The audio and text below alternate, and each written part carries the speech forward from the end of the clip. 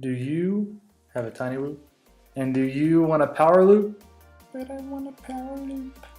I thought so. Stick around and I'll get you going.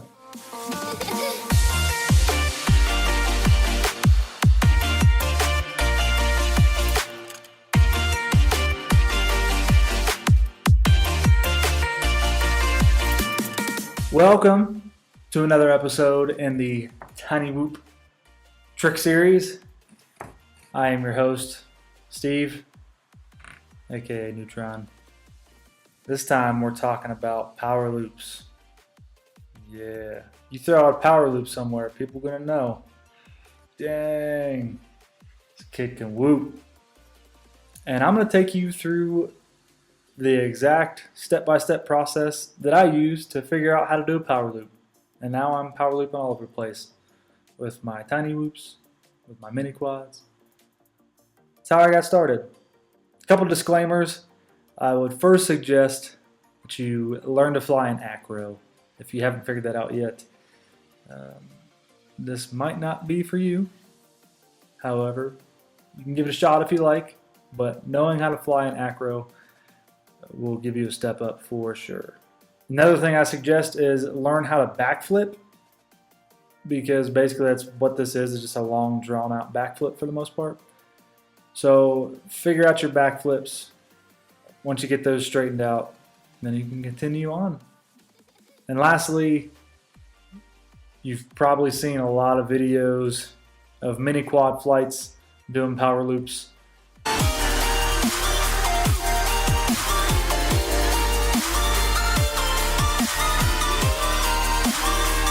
So it's the same motion and the same, it's the same trick, but with a tiny whoop, it's a little bit different than with a mini quad. We don't have the hang time that mini quads do, so your tiny whoop power loop will be a little bit quicker, a little bit snappier, and won't look as sexy as the mini quad power loops do. Like I said, this is the exact method, the exact track that I took to figure these out. So first thing you want to do is clear out some space. Probably a long, narrow hallway is perfect. And then find yourself an object to practice on. The taller and the skinnier, the better. It'll give you more room to practice this maneuver. And once you have those set up and you're ready, we're going to go into step one. Here we go. The very first thing that you need to learn is the Maverick Loop. Now the Maverick Loop was coined and made up by my friend and Tiny Whoop team pilot Scott Keatts. Skeatts. I will link his page up here and in the description below. He actually created this trick, and it's a perfect beginner stepping stone to the power loop.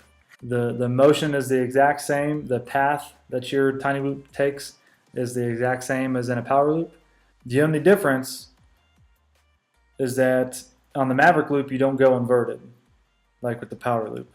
You don't do a full backflip. You just simply loop up, over, and around the object, keeping your tiny whoop upright throughout the entire maneuver. As you can see in the video, where you would normally see the pilot finish the backflip, I simply drop throttle, pitch forward, and fly back through the gap. In order to segue us a little better into the power loop, I've created 4 positions inside of these tricks.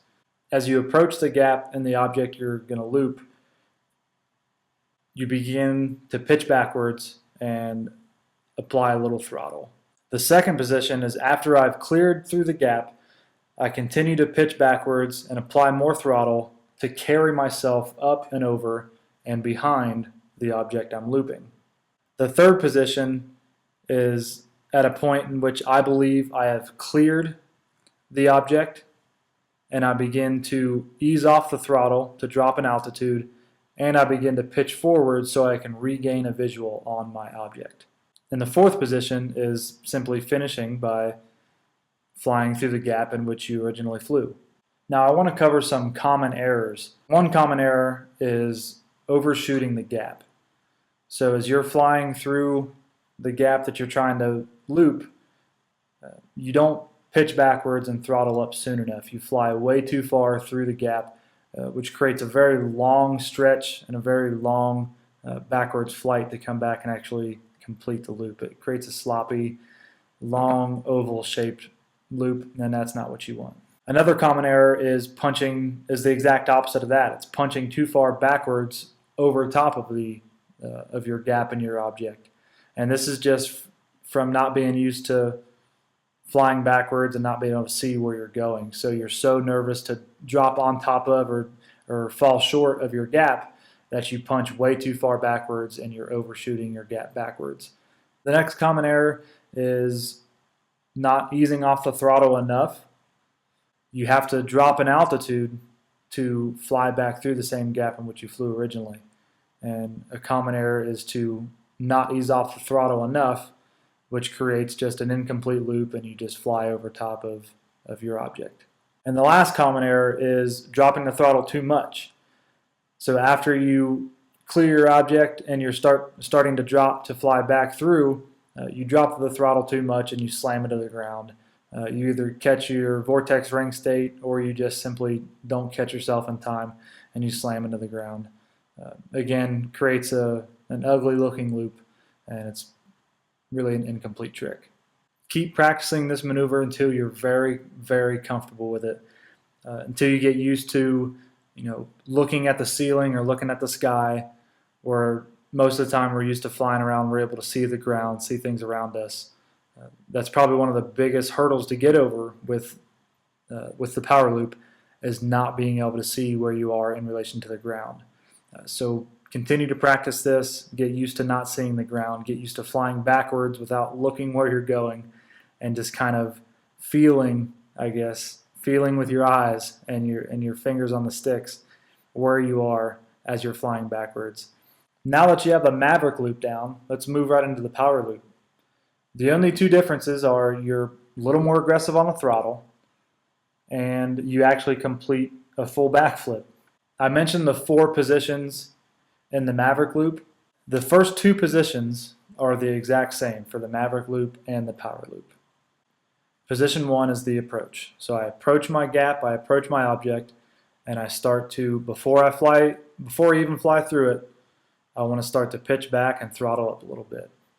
The second position is, and now in this case with the power loop, is going to be a little more aggressive on the throttle, and I'm going to pitch back just the same as the Maverick Loop. I'm going to pitch backwards, throttle up until I feel I've cleared my object vertically and horizontally. Now position 3 is where it changes, where normally with the Maverick Loop I simply drop throttle, pitch forward, and gain visual of my object. With the power loop, I'm taking out that step and I'm replacing it with just making a full backflip. I want to flip just enough to level myself out and regain visual on my gap and my object. Right at the end of your flip, you want to bring in your throttle so that you can catch yourself before you slam into the ground. And then the 4th position is just finish flying through the gap. That's it. Some of the common errors I see with the power loop are basically the same that we see with the Maverick Loop. Over penetrating your gap before you start to pitch backwards and try to clear your object. Pitching too far backwards and overshooting the gap backwards, creating a very long oval kind of shape loop. Another common error is not dropping in altitude enough, so as you perform your backflip, instead of dropping throttle and dropping altitude, you basically keep throttle where it is, and you just kind of, as you go up, you flip and you just stay right there and continue. Another problem is not bringing in the throttle soon enough, causing you to just slam into the ground. Again, creates an ugly loop, an incomplete trick. And that's it. Maverick Loop to the power loop. Practice those Maverick loops, get used to that motion. Once you got it, go right into practicing that power loop. Look out for those common errors. Once you notice those, start to work to fix those. And you ought to be power looping in no time. That's all you got to do. It takes a little bit of practice, A little bit of patience. But I promise, soon enough, you'll be figuring out that power loop. If this video helped you out, drop me a thumbs up. Drop a comment down there. Let me know how it worked for you. And let me know what you want to see next. Definitely subscribe to the channel if you haven't already. I don't want you to miss out on any great whooping videos coming out soon. That's all I got for you. Go whoop. Ready to whoop.